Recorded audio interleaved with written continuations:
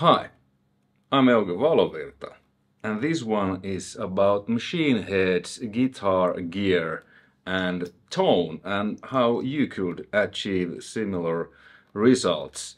So I wrote a song in the style of, in the spirit of Machine Head, and kind of mixed it a similar way than Machine Head. Obviously different albums sound different, but kind of, you know, going for the overall Machine Head vibe with the riffs and with the arrangement and with the sound, trying to include many elements of Machine Head's, you know, different styles and so on. So let's listen that song first. Next I'm gonna play the main guitar. I already recorded three rhythm guitars, because there's two left. Now two right, now one on the left. I'm gonna do the second left, which will be the main one, and then I will play the lead, and then I will mix the song, and then, you know, I'm gonna discuss a little bit about the gear they used, what I use, and yeah, alright, heavy metal.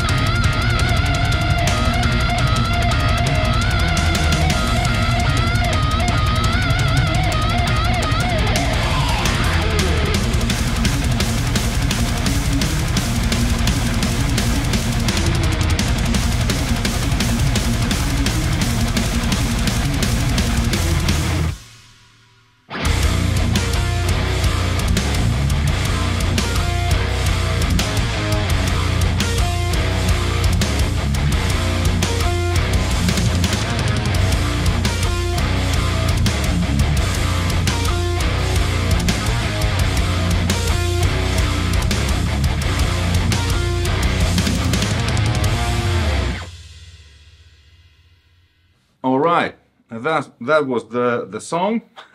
So yeah, I think it turned out to be pretty well. I did it pretty quickly. So yeah, Machine Head, one of my all-time favorite metal bands, and their debut album Burn My Eyes is absolutely one of my favorite metal albums. I still remember the very day that I went into Spine Farm record store in Myyrmäki, Finland. And I went to the store and there was Davidian playing. I didn't know what it was. I was just like, holy. Went to the counter, asked the you know, sales guy, what is this? This is amazing. And he said, it's a new band from USA called Machine Head. I'm like, yeah, I mean, you know, take my money. You know, this was whenever this was, early 90s. So kids, no internet, you need to actually go to a store to buy records. So yeah, absolutely fantastic album.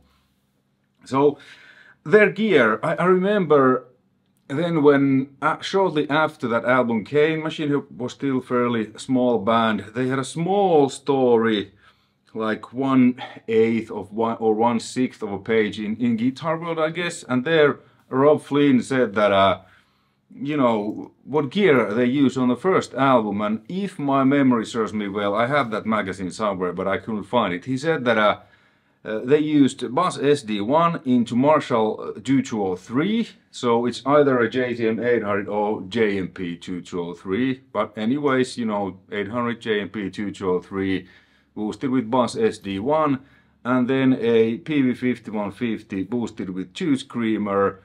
And I think he said that they used a Marshall vintage cabinet. I might be wrong, but at least I used exactly that gear, and you know, you heard the results. So he said that was that, and I think he said that he recorded most of the first album's guitars.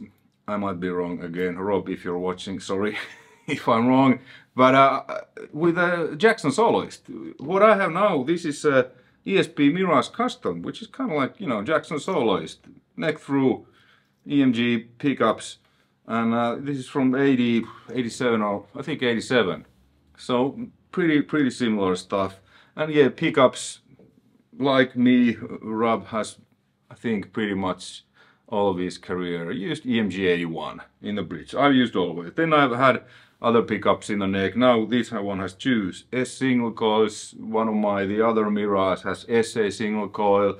Then I have 85 humbucker on some of my guitars as neck pickup. But 81's been my go-to bridge pickup since 90s. You know, if it works, don't fuck with it.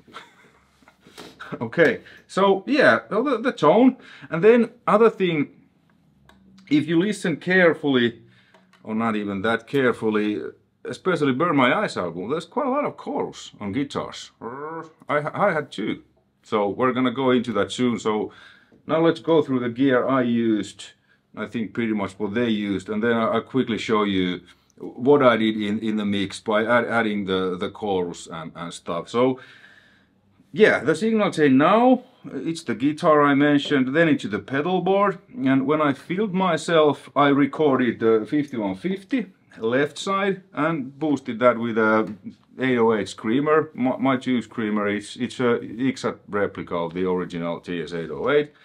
And then into Marshall cabinet, and I used 2 speakers, both mic'd with 2 different microphones. So one of the speakers was mic'd with 2 SM57s in the Fredman style, and then I have 1 Celestin vintage speaker there, and that I mic'd with a SM57 and SC Electronics VR1 ribbon mic. So there's 4 rhythm guitar tracks, 2 each side, you know, 5150 Marshall, other side Marshall 5150. On the left side the 5150 is a bit louder, on the right side the 800 is a bit louder. I'm gonna go through the micings, exactly what was on what track when we go to my DAW. But the 5150, it sounds like this.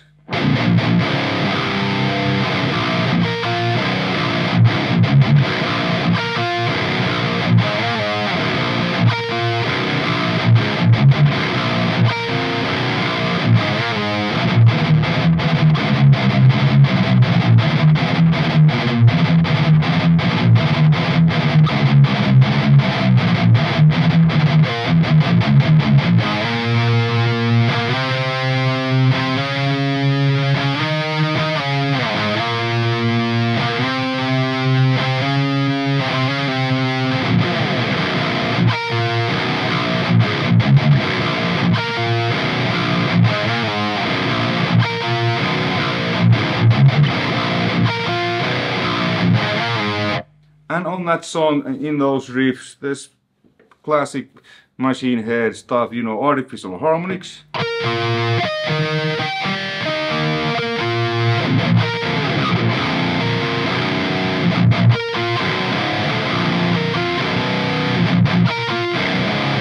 like that. And this guitar, yeah, I forgot to say, this is in a drop B flat. So the first album, and I think second or the first albums, they used D tuning, D standard, and a drop C from that. And sometimes it was plus minus some cents. And then at some point they switched to standard C sharp tuning and a drop tuning from that, which is drop B. The reason I'm using this, you know, in drop B flat is because this guitar is in drop B flat or standard C like this.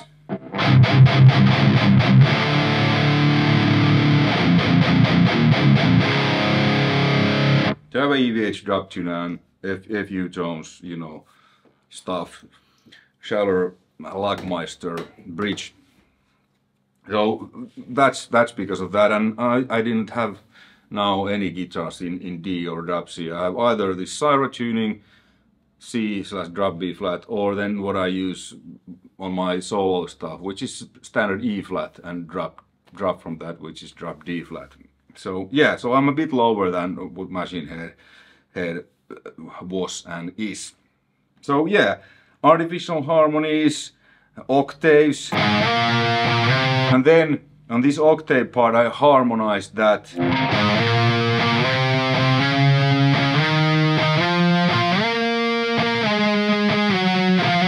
So the second part it goes up and goes down, kind of crisscross. What Machine Head does, you know, with octaves, many times with just like, you know, single note melody lines, and then the rhythm guitars kind of drop and bass is there, and that's what I did on the kind of pre-chorus. Play the octave melodies and the bass was keeping the dun dun dun dun stuff in there, and then this kind of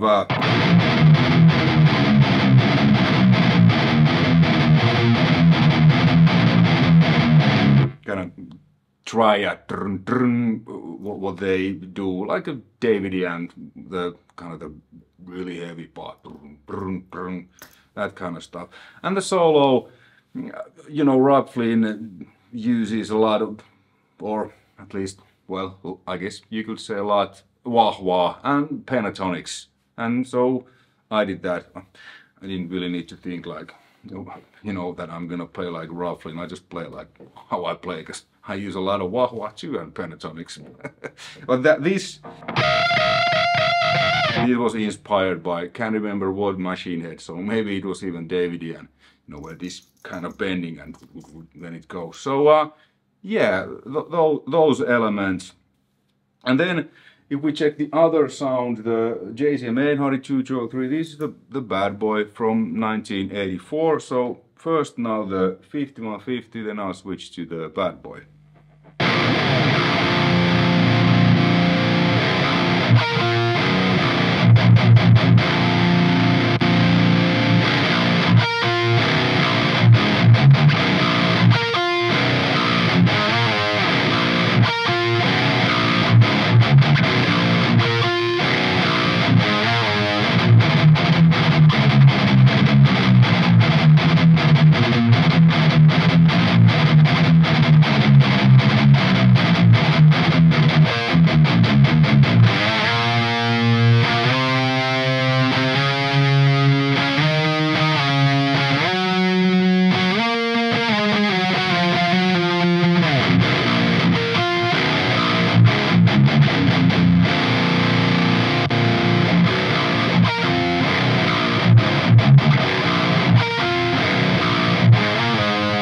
Like you hear, they are in the same ballpark, but they sound different, and I dialed them differently, just, you know, purposely. I think that's the word. So, like you heard, 5150, not that much upper mid bite, and that's a character of the amp. A little bit full, really full low end. And I actually ended up using a bit more mids than I thought I would use. So the settings on the 5150 is lead channel, pre-gain 2, low 6, mids 4.5, high 6, post gain, which is master volume, hair below 4, resonance 6, and presence 8. And the Bad Boy setting, you know, Marshall's 800's character is more upper mids, and I dialed a bit more even that at least where I had it set, whatever I recorded, because you know I don't really have any settings. It's you know based on what I want and the song and you know the day and my ears. So Bad Boy settings are presence 4.5, bass 9, mids 5, treble 6. The master is it's on or off. So because if you've seen my video about that, you know, so it doesn't really matter where it is after 2. So it's 2, but it's basically like, you know, 6 or somewhere there. Like you heard, it's a bit louder even now than 50 or 50. And that's like 4, which is really loud. And the preamp, it's 7, but it's similar than, you know, not normal 800 on chain. It hasn't been muddied, but it's just really aggressive. So after 7, it doesn't really do anything. To me, it's just that's noise. So it's the same like cranking it on a normal 800 or your usual. And my overdrive settings are what they always are. The SD1 is set to level 8 o'clock, 4 o'clock, drive 8 o'clock, tone 1 o'clock.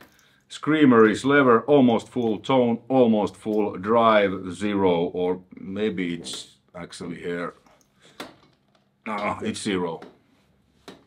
Okay, so yeah, so those were the sounds. Let me just play once more them, and then we go to the DAW, and then you know you hear and see what I did in the mix. So first the 800.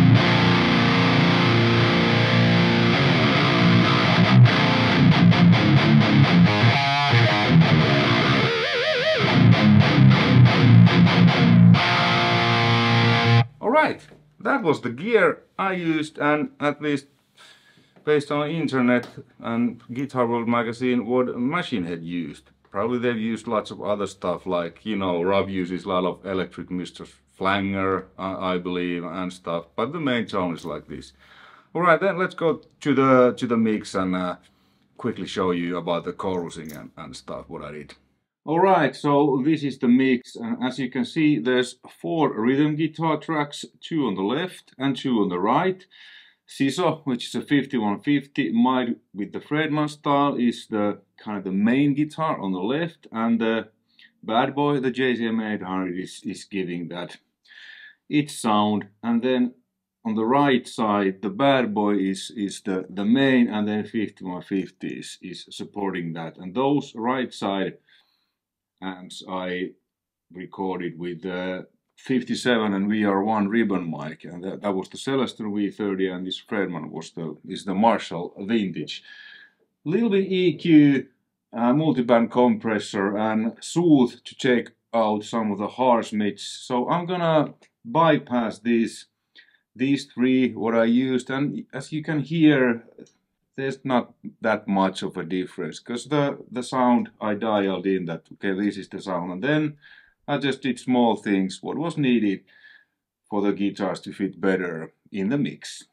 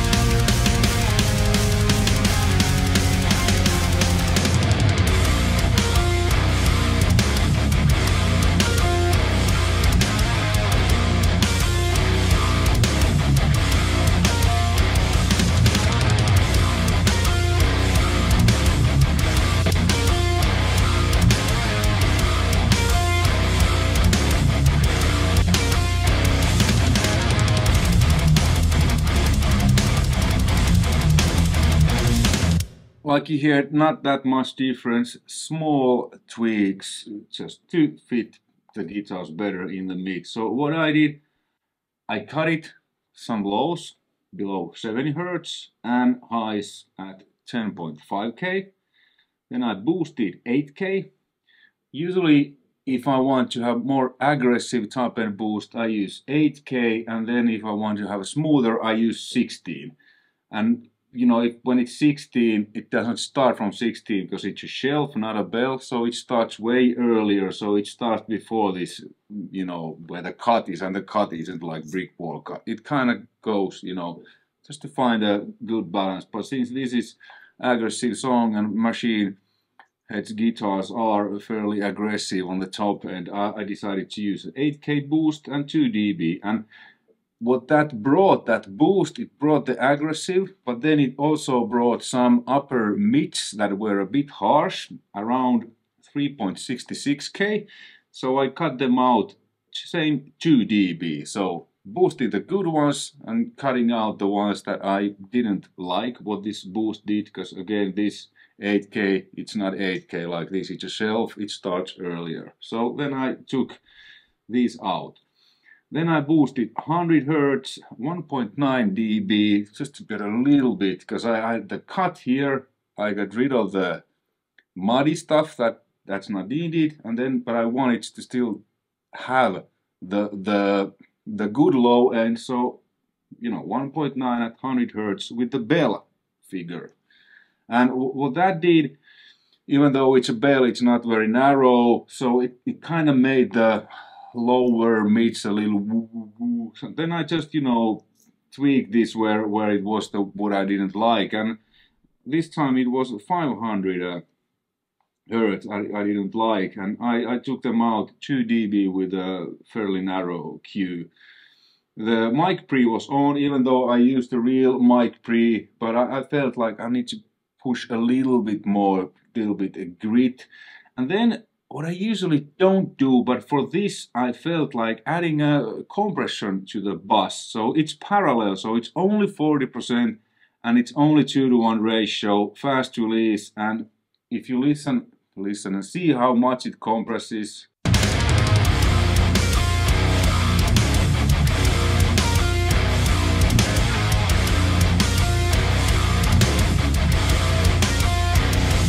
It's very subtle difference, but that was just the missing point I wanted, to bring them a little bit to the, and since it's parallel, so it doesn't really affect the attack or anything, it just kind of brought them a little bit more aggressive towards the face. So that was EQ wise. Then the C6 on the chorus, like you saw, all those lows, it kind of ducked them down a little bit, compresses again the kind of the low mid area where it can get muddy. And then the sooth was the last thing. This is kind of like a, I don't know, artificial intelligence or whatever, but like you heard, again I was focusing on this range between 1K and 4K, which is kind of the range that we humans hear the most, and it just, well, let's listen.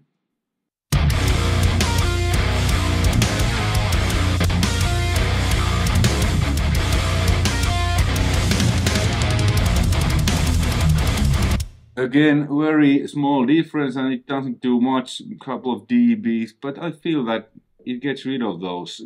And this is a Knowles preset called Guitar the Spike. It works pretty much every time, just to get rid of that small, you know, ear fatigue thing. And then I set the rhythm guitars to 3 different effects. Like I said, there was chorusing on the song, on this one, and on machine heads stuff too. And let me bypass the dimension D, which is Clark Technique's 3rd dimension. Pay attention to those artificial harmonies, what happens when it's in and what happens when I take it out.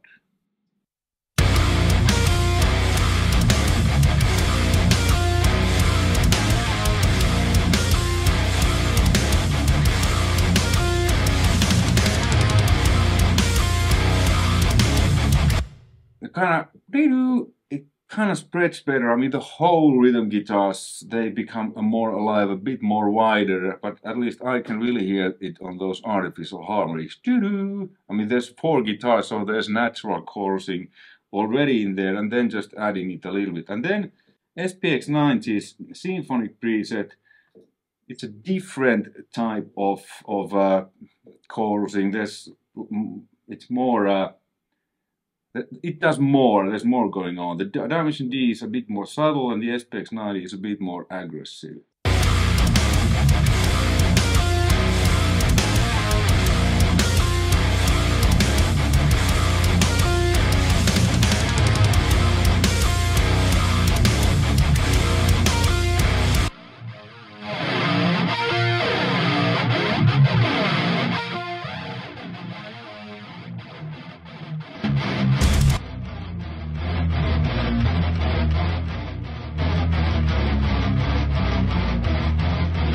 You can hear the bass also on this channel, because I'm sending bass to that too. But they do this, add this movement and this chorusing thing. And then the third thing was a room reverb. That's a Lexicon's MPX500 with my own preset called Guitar Ambience. And what it does, it's again very subtle.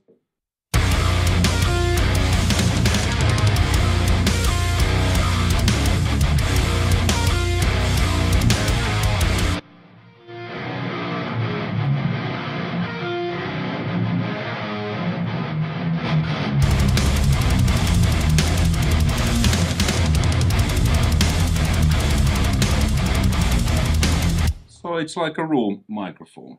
And that's the guitar mix. Lead guitars, the EQ is the same. I didn't use the C6 because I played, you know, higher register, so there was no need for the low mid compressor. And then the soothe was set the same, the EQ was the same because that was the same amp and I played the rhythms. And then I used a bit more aggressive or different flavored compressor and a bit more on this one.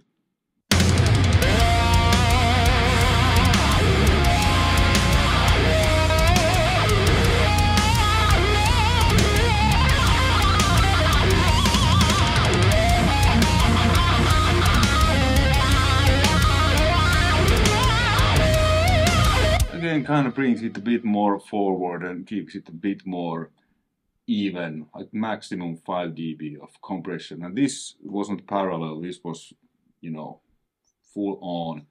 And then I send the lead guitars to 3 different things. So Eventide harmonizer on the micro pitch, it just widens the lead guitar. Check out.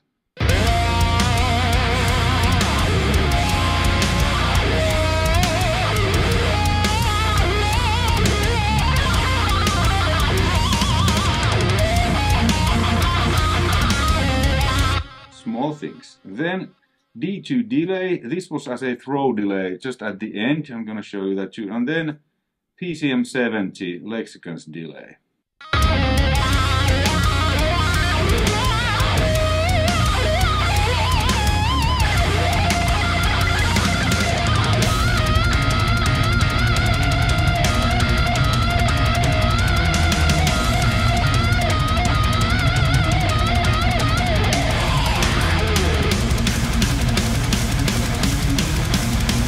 So it was this minor thing. I kind of felt like I wanna do something in the end with the guitars to kind of, because it's a ping pong setting, so it sounds like this.